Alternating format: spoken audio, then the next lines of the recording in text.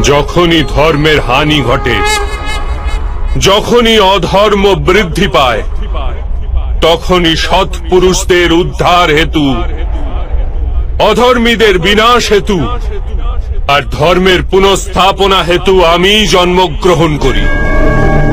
এ প্রত্যেক যুগে হয়ে আসছে আর আগামীতেও এই রূপই হবে। আমি অবিনশ্বর পরমাত্মা,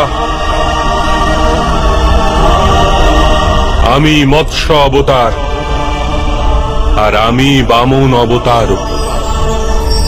আমি পরশুরাম আর আমি রামচন্দ্র ছিলাম।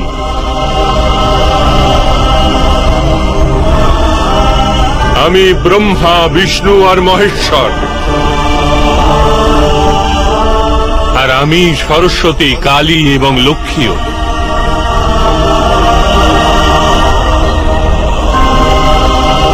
আমি না পুরুষ, না স্ত্রী, আর না নপুংসক।